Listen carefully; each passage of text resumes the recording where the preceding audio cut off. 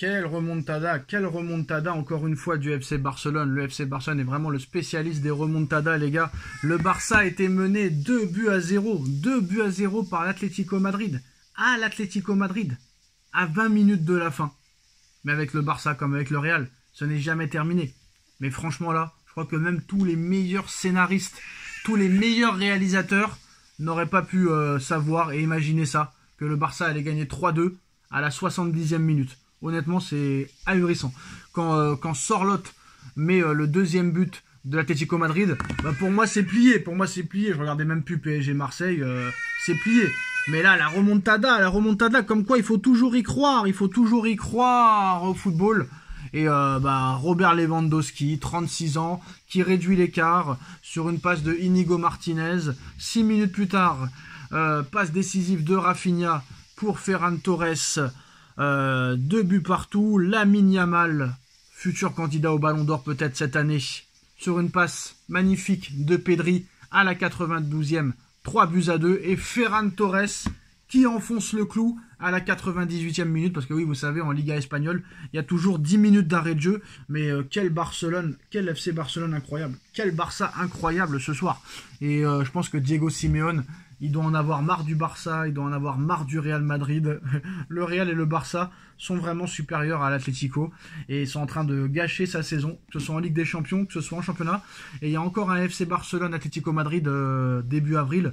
Le match retour, 4 buts partout. Mais là, franchement, ce qu'a fait le FC Barcelone, c'est totalement incroyable. Le Barça est une équipe exceptionnelle. Le Barça est la meilleure équipe du monde à l'extérieur. J'ai pas peur de le dire, hein. Même si Paris est en train de faire un truc exceptionnel à l'extérieur et va battre sûrement le record de l'AC Milan des années 90 lors du match contre Saint-Etienne. Le Barça, à l'extérieur, n'est pas le Barça de domicile.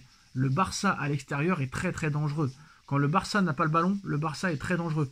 Et moi, il y a un truc que je comprends pas avec l'Atlético Madrid. Alors bravo au FC Barcelone d'avoir mis 4 buts en 20 minutes comme ça.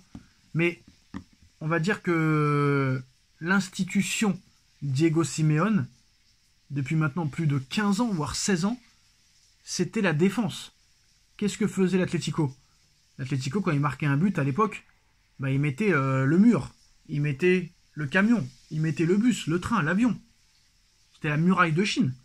Mais maintenant, c'est la porte ouverte à toutes les fenêtres. Oh, ils ont pris 8 buts en 2 matchs contre l'Atlético Madrid, contre le Barça, l'Atlético. En moins de 3 semaines, ils ont pris 8 buts en 2 matchs. Comment tu peux mener 2-0 et te faire revenir comme ça 4-2? Il va falloir que Simeone nous explique quand même. Voilà. Après, ça n'arrange pas les affaires du Real Madrid, mais là, on va avoir un mano à mano entre le Barça et Real Madrid. Alors, ce qui est incroyable, hein, c'est que non seulement le match de ce soir, la fin de match du Barça est exceptionnelle, Yamal est exceptionnel, Lewandowski est exceptionnel, Rafinha est exceptionnel. Yamal sera un candidat pour moi au Ballon d'Or en 2025, c'est sûr et certain, avec les Rafinha, Dembouz, Mbappé, Pedri aussi. Pedri qui est un grand candidat au Ballon d'Or, faudra suivre ça. Mais là, ce qui est incroyable, c'est que toute la fin de saison peut se jouer entre le Barça et le Real. Barça-Real, 60 points chacun en Liga espagnole. On va sûrement se retrouver avec un Barça-Real Madrid en finale de Coupe d'Espagne. On peut se retrouver avec un FC Barcelone-Real Madrid en finale de Ligue des Champions. Il y a déjà eu un Real-Barça en Super Coupe d'Espagne. Là, vraiment, peut-être que quelqu'un fera le malheur de l'autre, ou le contraire. Donc voilà, qui va être champion d'Espagne entre le Barça et le Real Madrid? En tout cas, ces 3 équipes-là peuvent se rencontrer peut-être pour des finales dans toutes les compétitions possibles et imaginables. Je voudrais parler quand même de Lamine Yamal, parce que ce qu'il fait à son âge, c'est quand même exceptionnel. Le mec, à 16 ans, il te gagne l'Euro 2024, enfin 16-17 ans. L'Euro commence, il a 16 ans, il finit, il a 17. Le mec gagne l'Euro 2024, il a gagné la Liga espagnole en 2023, même s'il a joué qu'un match, il l'a gagné. Et là, ce qu'il est en train de faire, on le critique à 17 ans, il marque pas assez, 2 buts sur les 2 derniers matchs. Il est totalement incroyable. Puis on va pas se mentir, le Real Madrid, enfin le FC Barcelone. Le FC Barcelone a le meilleur centre de formation du monde. Voilà. C'est-à-dire que cet été, ils peuvent vendre Yamal, ils peuvent vendre Gavi. D'ailleurs, apparemment, il paraît que Gavi et Fermin Lopez pourraient être vendus cet été parce que le Barça a besoin de liquidité. Mais là, l'équipe du Barça, elle vaut cher. Hein. Si tu décides à vendre tous les joueurs, c'est du très très très lourd. C'est du très lourd. Hein.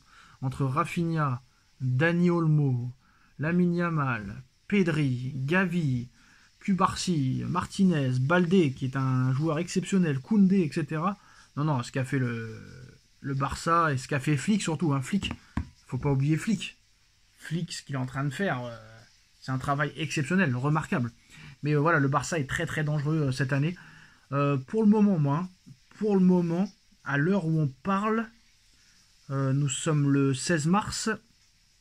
Je vois que le Barça qui peut parler yeux dans les yeux avec le Real Madrid. Le Barça a mis 9 buts en 2 matchs au Real Madrid. Là, il risque d'y avoir plusieurs Barça-Real. Pour l'instant, je pense que vraiment le Real et le Barça sont les favoris pour la victoire finale en Ligue des Champions. Paris est seulement outsider pour le moment. Certes, Paris sera favori contre Aston Villa, mais vraiment les très grands favoris là, c'est le Barça et le Real Madrid. Le Barça par son jeu exceptionnel qu'il procure, son attaque exceptionnelle. Alors c'est vrai qu'il y a quelque chose à faire en défense, mais peut-être que le Real Madrid cette année ne pourra rien faire contre le Barça. Voilà, c'est peut-être la seule équipe où l'arbitrage et la chance pour le Real Madrid ne pourront pas être en leur faveur, très clairement. Le Barça est exceptionnel cette saison. Je crois que le Barça en est à plus de 130 buts marqués. Et quand tu sais qu'il reste encore 2 mois pleins de compétition, ça peut finir à 150, 160, hein, cette histoire. Mais voilà. Et puis, quelle émotion ce soir. Hein, quelle émotion. Parce qu'ils n'ont pas fait une remontada contre Levante ou Retafe ou Celta Vigo. Ils ont fait une remontada face à un candidat au titre de champion d'Espagne, l'Atlético Madrid. En plus de ça, qui est réputé pour défendre très bien. Ils étaient menés 2-0 à 20 minutes de la fin et ils arrivent à gagner 4-2. Pas 3-2, 4-2. Et tous les joueurs offensifs sont décisifs. C'est ça qui est aussi impressionnant, que ce soit Ferran Torres, Lamine Yamal, Ferran Torres en plus de ça doublé, hein, lui qui a été souvent très critiqué avec Xavi et avec les autres coachs. Ce qu'a fait Flick cette année avec Ferran Torres, mais il l'a métamorphosé, comme Luis Enrique avec Dembouz.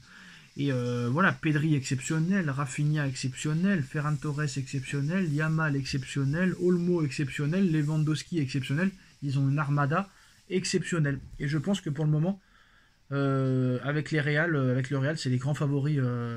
On part tout droit vers une finale FC Barcelone-Real Madrid cette saison en Ligue des Champions. Hein. On va pas se mentir, on va essayer d'y croire pour Paris et pour les autres, mais le Barça est l'équipe peut-être qui procure le meilleur jeu avec le PSG, mais le Real a toujours ce facteur chance qui est avec eux, surtout en Ligue des Champions. Donc on verra, mais super remontada du FC Barcelone ce soir. Dites-nous en commentaire ce que vous en pensez, et à très vite pour une nouvelle vidéo. Tchuss.